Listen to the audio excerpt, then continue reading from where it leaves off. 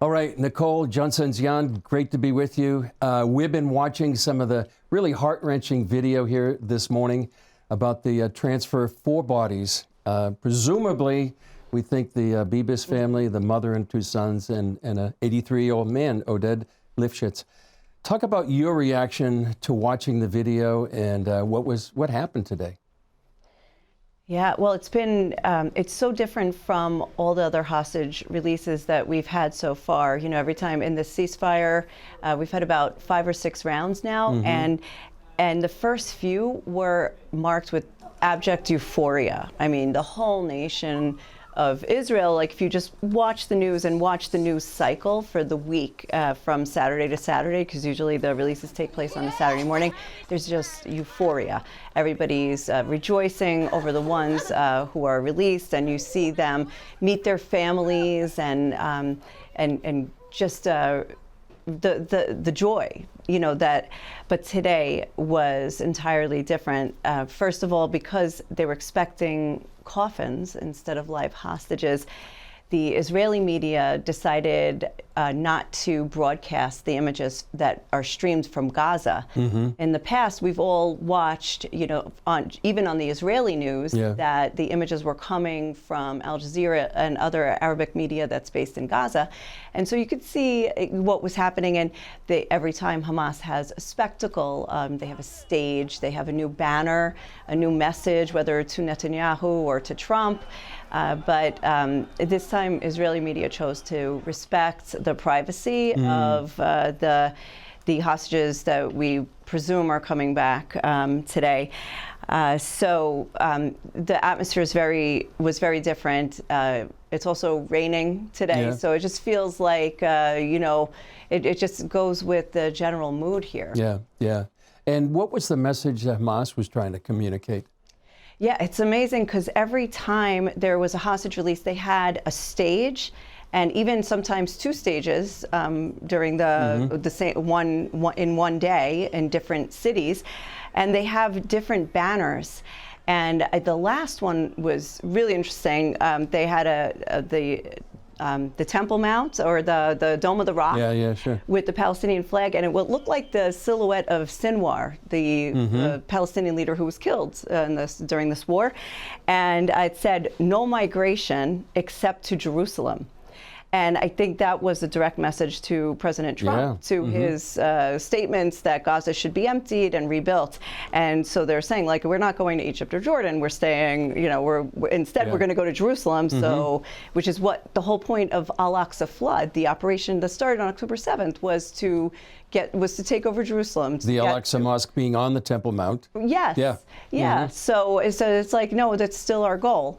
But today, just some interesting messages. I think, for one, the picture, there's again a silhouette of Sinwar, but his legs are tree branches. I'm just looking at the picture on my phone. His legs are tree branches, which means we're rooted in the ground and we're not going anywhere. And the other one, and also very interesting to note, their banners are always in 3 languages. They're in Arabic, Hebrew, which is like to send the message to the Israeli people, and in English to get their message to the rest of the world. The other banner they had was just like a picture of Israeli Prime Minister Benjamin Netanyahu looking like a vampire. Yeah, like a vampire, exactly. Yeah. And with the picture of the living hostages that we presume are coming out dead, but pictures of them living. And the message on that one was, war criminal Netanyahu and his army killed them, talking about the Israeli hostages, with missiles and Zionist warplanes. Now, Hamas also put out a lot of statements, also in English and in Hebrew. Usually, you know, I find in their channel it's only in Arabic, but also English and Hebrew this time, really getting the message across, like, no, we didn't kill them. Like, they must know it's bad for their image. We didn't kill them. They died in Israeli airstrikes, and they keep repeating that over and over again. Yeah. So one thing that the IDF will be doing will be a forensic identification of the bodies, but also an autopsy, and they should be able to find out exactly how they died. Right. You know. Right. And we're talking like, at least for if it's the Bibas family, the mom and the two kids, this was back in October or the beginning of November of 2023. Yeah. So they presumably will be able to identify the time of death as well, which may come before all the bombing started in Gaza. that's true. Yeah. That's true. Yeah. Yeah. How has the Bibas family, presuming they are the ones coming out, how much has Israel attached themselves to this mother and two children? Yeah, that's exactly what has happened. I think all of the hopes of Israel were of Israelis who have been especially active in the hostage movement have been pinned on this family. I mean, they were all kidnapped. The father was kidnapped separately, and he was released about 3 weeks ago now. Yeah. And they were not together during captivity, and even when they were kidnapped. But the mom and the two little boys, and one of them being the youngest hostage, kidnapped at 9 months old, they're all redheads. So the color of orange has symbolized the Bibas family and has become like this everybody's holding on to hope. I mean, October 7th was extremely tragic. 1,200 people were killed, and many more injured, and then since then many soldiers, and the war continued, destructive war for a year and a half. But I feel like the Bibas family was what everybody was holding on to. Well, if they're alive, then we'll be okay. And Hamas announced, or not just Hamas, I think they were held by another organization, maybe Islamic Jihad. Islamic Jihad, yes. They announced early on, that they were killed, but Israel has said since the beginning, like, until we can confirm, we don't accept their statements. So, but Israelis have wanted them to be alive, and that would have somehow made it better. I don't know how you choose. It was just crazy when the news came out this week, early this week. Suddenly, we're looking at the end of phase 1, and instead of dragging it out, it's like, all right, let's get all the hostages out. Yeah. By the way, I think it's all before Ramadan, because Ramadan begins March 1st, and all the hostages, phase 1 will be out by March 1st. Before that, but they said there's eight of the remaining are dead and 6 are alive. So when they put out the news of who's alive, it's like you're left to do the math of who's not. Yeah, exactly. And it was just like, is this how it's supposed to work? And even like some of the families put out statements like, why do I have to learn from the media that my loved one is dead? And again, until there is official confirmation, we can't even say for sure. Yeah. But we think we know. All the families have said who the 6 are that are coming out on Saturday alive, and then we will know who the other 4 are that will be released again in coffins next Thursday. Yeah. What was it like to watch this? I don't know if you'd call it a ceremony. Ceremony seems too nice of a word for what we just saw in Gaza. On one side, I've been watching all of them, so I'm not really sure what to say about this one even, but it's bizarre, that they put on this spectacle every week, that they have the hostages parade on stage and wave to the camera and smile, and they give them goodie bags and everything. So to see this, it was very somber. And to see the crowd there, to see, that there were civilians there as well, and everybody watching, it's all a bit, it's a bit macabre, I would say, like just to see what's happening, all for dead hostages, and so one of the things that they did differently in this one as well, and I just saw a translation for it. They were holding some of them signs written in Arabic, and somebody put up a translation. I have to check that it's accurate, but they were supposedly representing the battalions of Hamas that went into Israel. So this one for Nir Oz, one for Nir Oz, which is all the hostages that are believed to be in this, the deceased ones right now were from Nir Oz. There was also one for Urim, and then there was one for Nirim, and Nirim is the kibbutz, by the way, that CBN is actually rebuilding its community center. We had interviewed one of the kibbutz members. Adele Reamer. Yes. Yeah, and she met Gordon Robertson, and interviewed on the 100 Club. So there was a relationship developed, and so CBN is actively invested in helping them return and rebuild. But just to see, so it's ironic just to see the Hamas battalion saying we're the ones that went to Nirim. And so very proudly displaying that.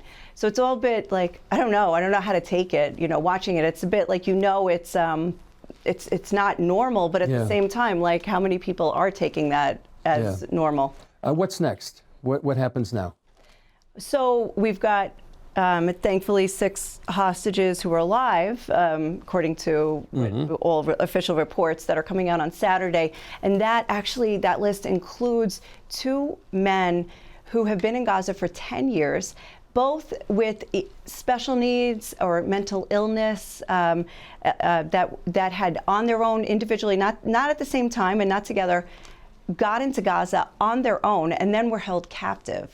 And so their families have said that they got notification that they're coming back.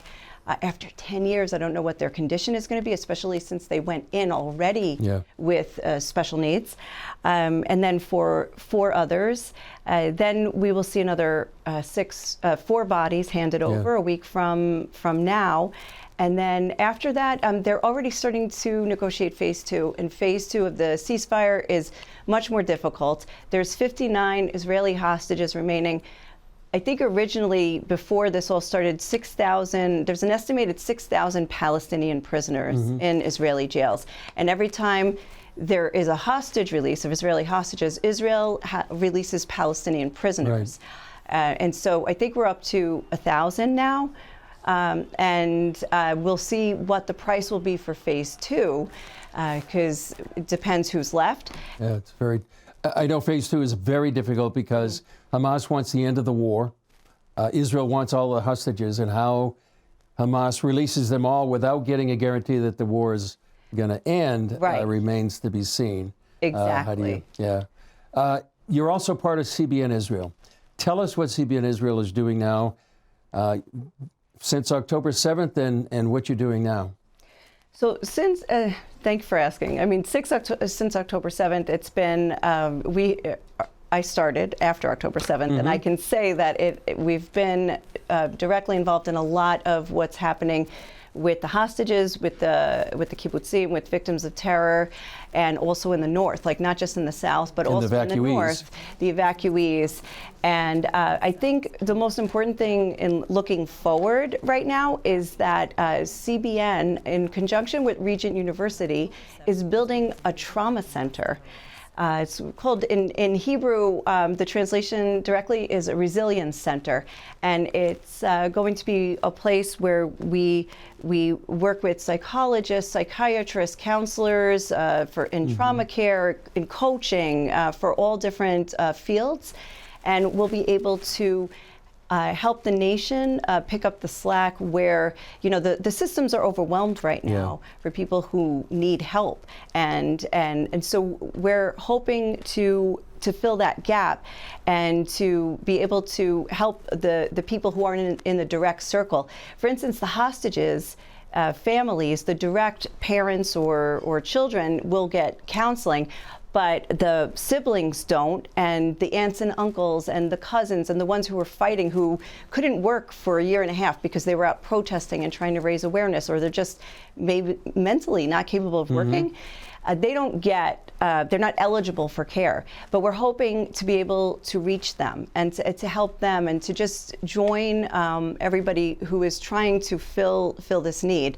So we're going to have that open in like 2 months. And CBN Israel helps all sectors of Israeli society. And we also really believe in the resilience of the Arab community as well. And I think that's a very important factor as well, to just bring peace and understanding, and to help everybody where they're at. So we're looking at the whole country and seeing where the need is and going there. And if people want to help, how do they do that? They can go to cbnisrael.org and check out what we do, check out our work, and pray with us, and check it out and see what. Ask us questions. What do you want to know more? What do you want to know? I mean, I think, follow us on social media and see what's happening. But it's cbnisrael.org is the website. Pete, you mentioned prayer. How can people be praying right now for Israel?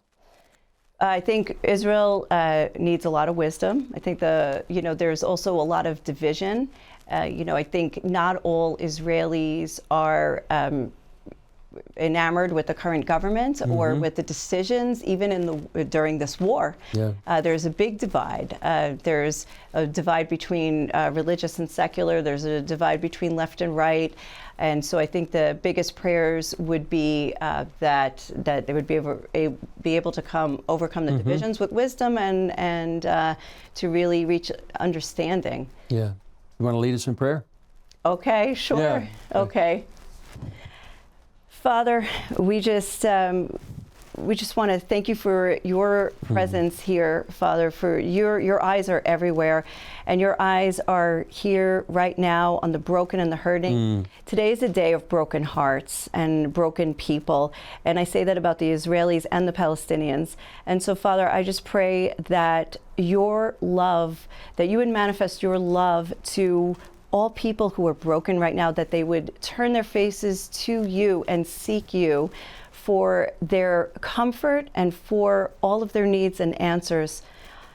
And Father, I just thank you. You are the Prince of Peace. And Father, only with you, with your Son, will peace reign. So I pray that the people of this land, this entire land, will turn to the Prince of Peace. Amen. Yeah.